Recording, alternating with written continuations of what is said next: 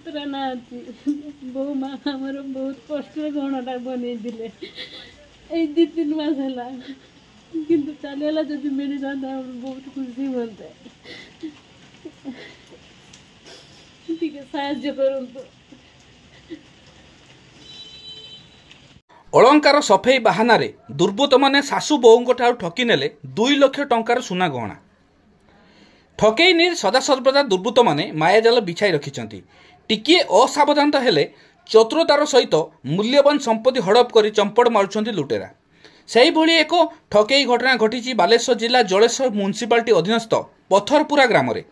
दिन 2 पहर सस्मिता बेहरा और शाशु कविता बेहरा घरे थिबा बेले 2 जण अजाण युवक बाइक जोगे गहना सफा बाहाना घरे पहुंची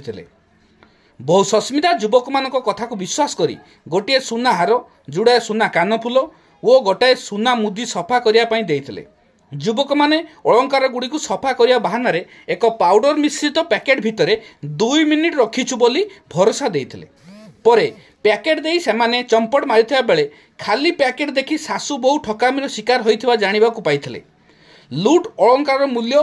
पाखापाखि 2 लाख टंकार ऊर्ध्व जना पड़ा बेले एभली घटना स्थानीय अंचल चांचल्य खेलाई देछि।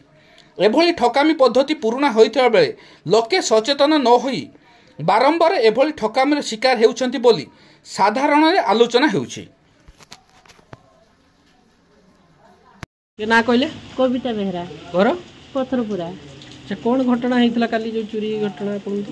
मु पट्टी करे माछ तळौतिली तापरे 2 जण छुआ आसला पर कहले आमे गहना सफा कर देबू मो बहु मो पुतरा बहु थिले घर भितर डाकिला पर कहली से मना कले बारंबार मना कले सत्य से कौन निकुट गोटे हाथ लगे देले मो बहु को हाथ तापर सी हार लगेवा कहले हार लगेला पर सी कहले ताहने खोली दऊ तापर सी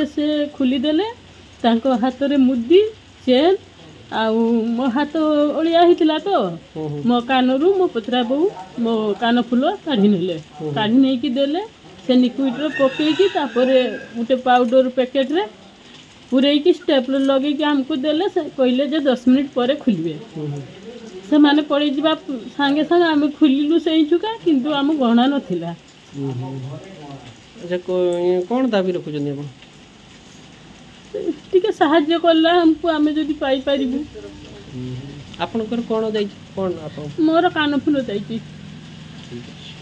के ना कहले सस्मिता बेहरा घर पथरपुरा कौन घटना है जो चोरी घटना कौन घटना काली 12टा टाइम मु रोषे करी तो से मैंने आसिले 2 जण काकी घर बाहर माछ करते माँ बसते से आसिले कहले गहना सफा करदेवाई कहले बोली ना मो गहना सफा अच्छे मुझे सफा करी बोली कहले से मैंने गोटे लिक्विड कहले हाँ मैडम दिए मुझे सफा करदेवी मुझे कहली ना मोर सफा अच्छे देविनी देखिए सी गोटे लिक्विड मो हाथ में लगेवाई देले कहले मैडम यहाँ हाथ में घोषी दिखाँ देखिए मो हाथ में घोषी देली कौन है कि से कहले गहना दिह मु हार जो पिंधि हार कानफुल मुदी पिंधि मो काढ़ापी कहले से काढ़ी देली काढ़ी से गोटे हलदी पानी पकईले पकईकी गोटे पाउडर पकईकी देले कहले 10 मिनिट पर खुलवाई 10 मिनिट पर खुलवाई कहला देखा 10 मिनिट पर से भी पलैं गहना भी ना